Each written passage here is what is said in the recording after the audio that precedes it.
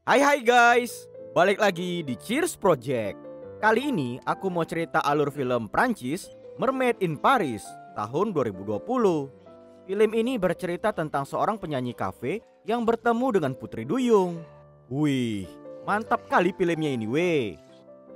Jadi selama beberapa menit ke depan aku bakalan nemani aktivitas gabut kalian guys. So, stay tune.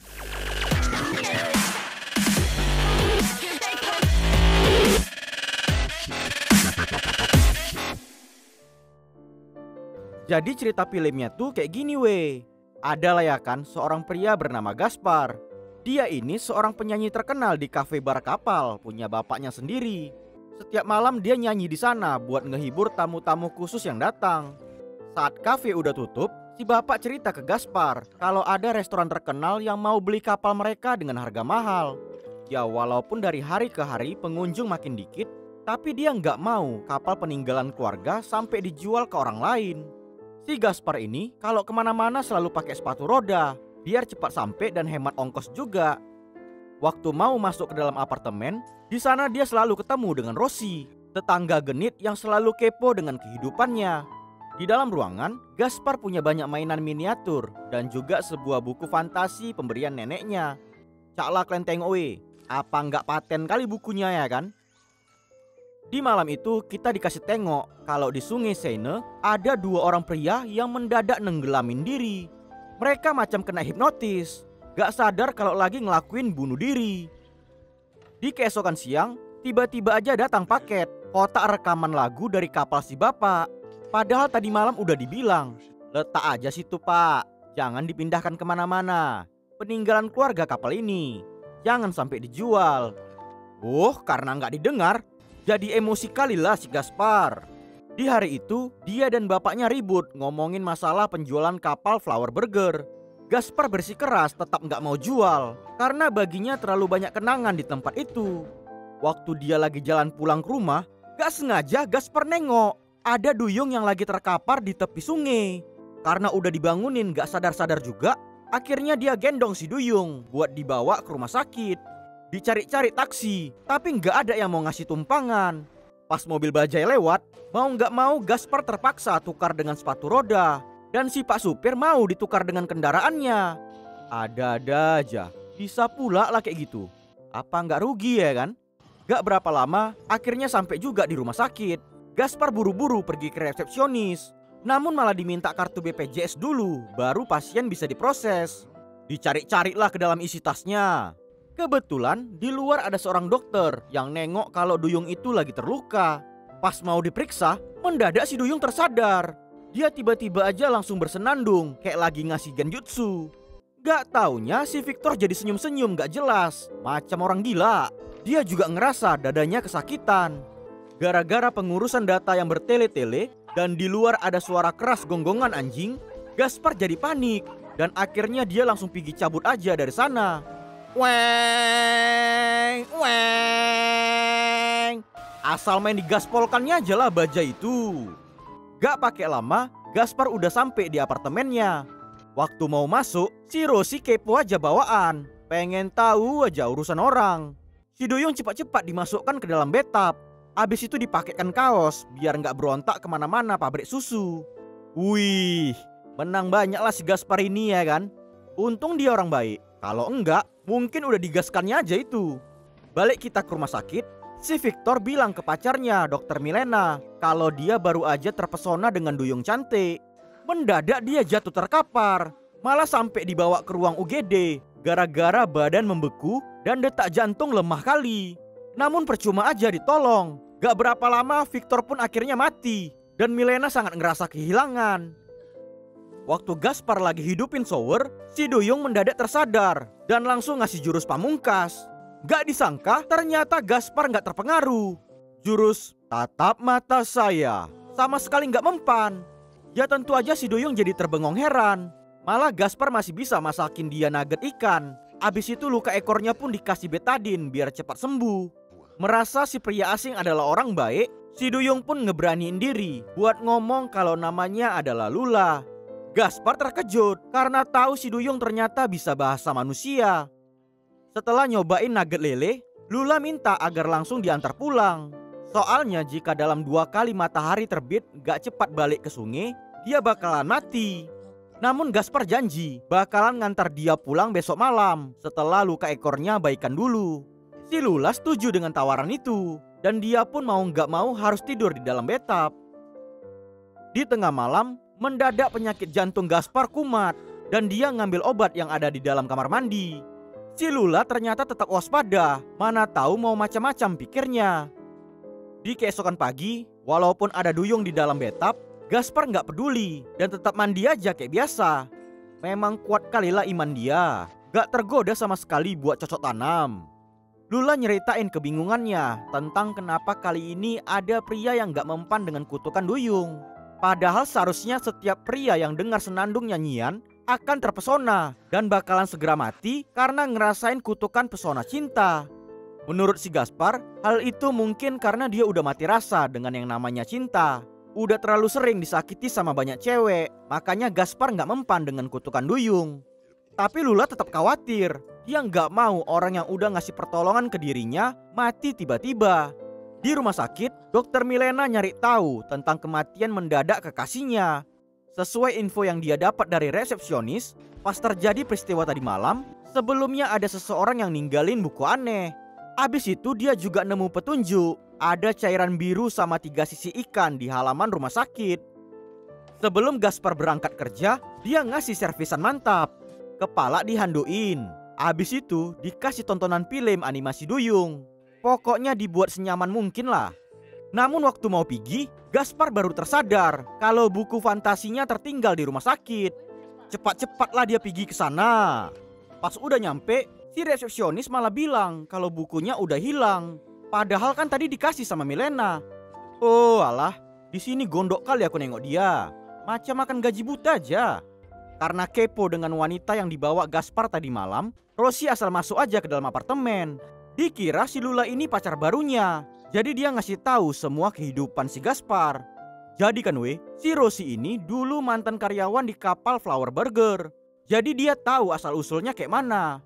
Ngedengar kisah yang wow, spektakuler, amazing, menakjubkan, sesuatu banget, cetar membahana badai ulala, terpampang nyata, manja maju mundur cantik, ngebuat Lula jadi kagum dengan kapal Flower Burger. Gak cuma itu aja, dia juga tertarik dengan rokok yang lagi dihisapnya. Selesai nyeritain kisah kehidupan Gaspar, Rosi segera cabut dari sana. Di rumah sakit, Milena nyari tahu tentang isi buku Flower Burger dan juga meneliti cairan aneh yang dijumpainnya.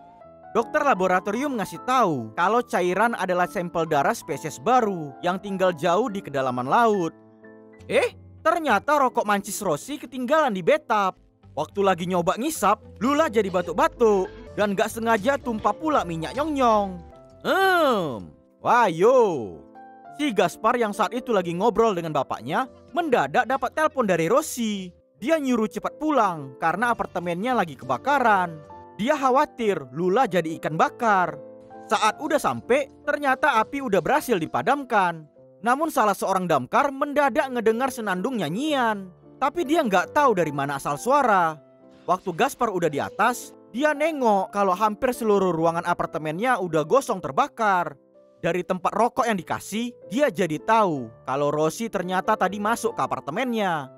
Dicari-cari, akhirnya ketemu Lula yang lagi berondok di bawah tempat tidur. Mau marah tapi nggak tega, mau kesal tapi muka kasiannya cantik kali. Jadi serba salah dia. Gara-gara kamar mandi udah rusak, Gaspar bawa Luna ke apartemen Rosi. Dia minjam bathtub untuk tempat sementara sebelum dia dipulangkan ke tempat asalnya. Mendadak Gaspar ngerasa kesakitan di bagian dada. Penyakit jantungnya hampir aja kambuh lagi. Ya kayak mana pula, nengok piano, mainan miniatur kesayangan, abis itu gitar pun juga udah rusak. Jadi sedih kalilah perasaannya. Si Gaspar udah mutusin untuk segera ngembaliin Lula ke tempat asalnya. Waktu ditanya apa permintaan terakhir sebelum pulang, Lula minta dinyanyiin lagu film yang barusan dia tonton tadi. Dengan senang hati Gaspar ngambil ukulele dan nyanyiin lagu tersebut. Ngedengar suara Lula yang ternyata sangat merdu, ngebuat dia jadi punya ide untuk rekaman di kotak musik. Untung aja nggak ikutan terbakar ya kan, jadi bisa rekaman lah orang itu dua. Caklah nanti kalian tonton filmnya weh. Memang merdu kali suara dia. Jadi ngerasa kayak pengen mangku duyung juga aku. Enak kali lah kau Gaspar.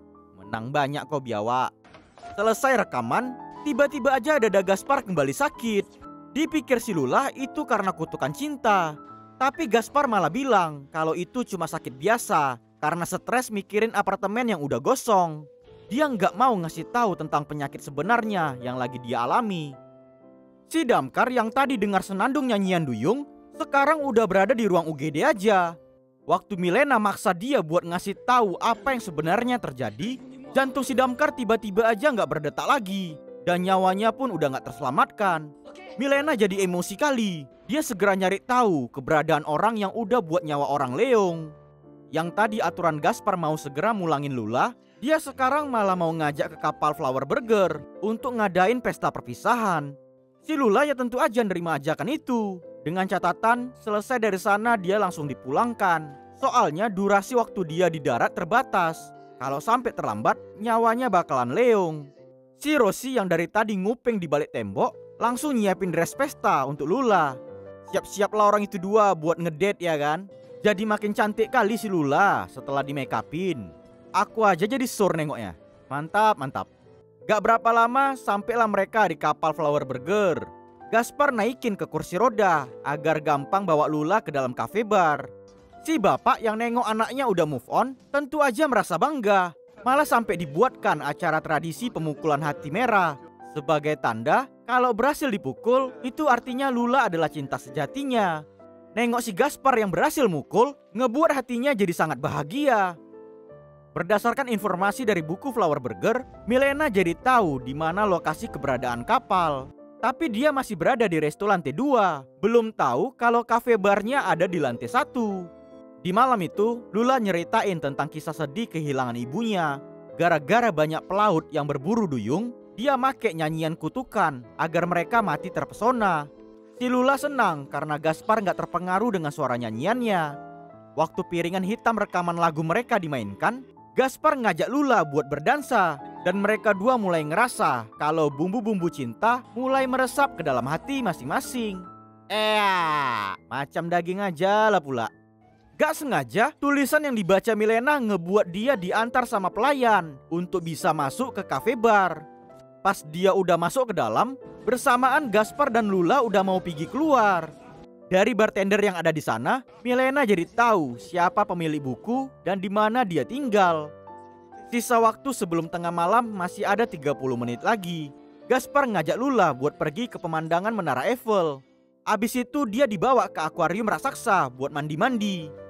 Wih, mantap kali pemandangan kembarnya weh. Iya apa? Akuariumnya besar kali.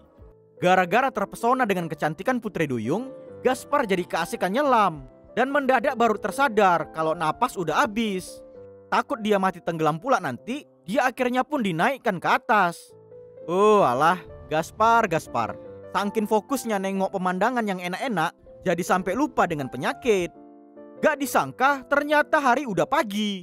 Dengan kondisi badan yang udah lemah, letih, lesu, lelah, lunglai, Gaspar segera bawa Lula ke tepi sungai.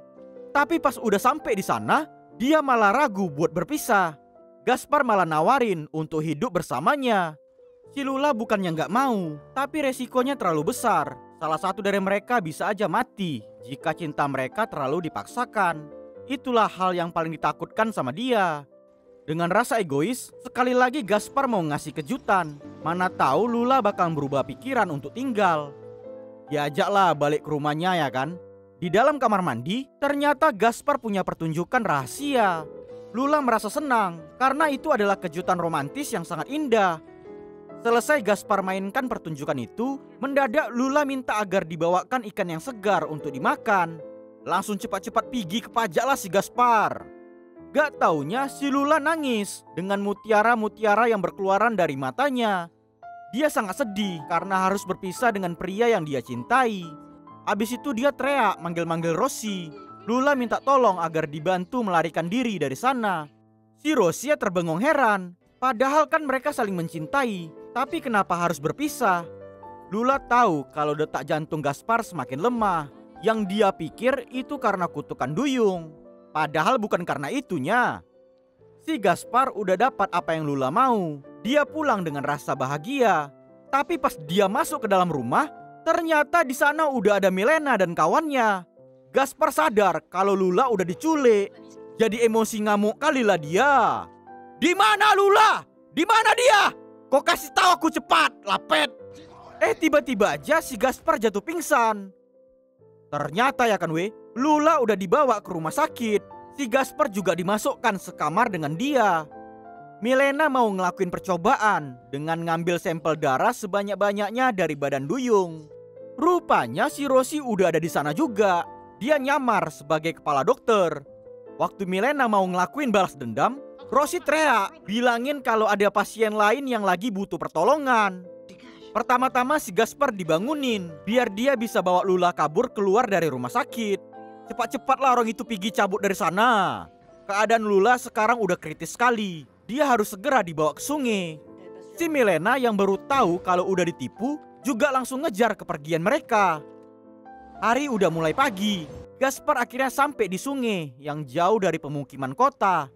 Digendong terus, digendong, sampai dia yakin kalau kondisi wilayah itu udah aman untuk mulangin Lula. Bersamaan si Milena juga udah sampai di tempat itu. Tapi percuma aja dia nyusul. Abis mereka selesai cipoan, Lula akhirnya selamat. Dia pergi dari sana sejauh mungkin. Waktu Milena udah sampai di tepi sungai, dia nengok badan si Gaspar yang udah tengkurap pingsan. Awalnya mau dibiarin gitu aja.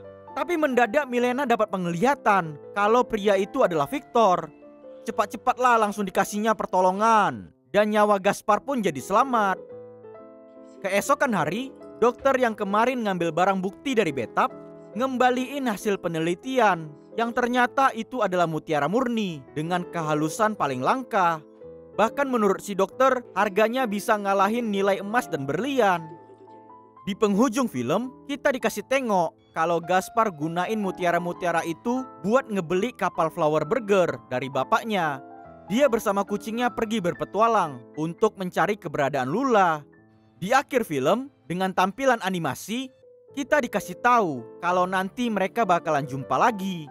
Mereka berdua pasti bakalan nemuin cara agar bisa hidup bersama-sama. Dan akhirnya film pun tamat. Oke guys, demikian alur cerita film Mermaid in Paris tahun 2020. Semoga kalian suka lah ya dengar aku cerita. Pelajaran yang bisa diambil dari film ini adalah selagi masih punya kesempatan untuk mengejar orang yang kita cintai, kejarlah. Ikan memang banyak di laut, tapi Putri Duyung cuma ada satu. Oke? Ya udahlah dulu ya Mau mancing dulu aku di sungai. Mana tahu ketemu Duyung blonde ya kan? Apa nggak mantap? Tetap dukung channel Cheers Project biar makin berkembang ke depannya. Terima kasih and cheers!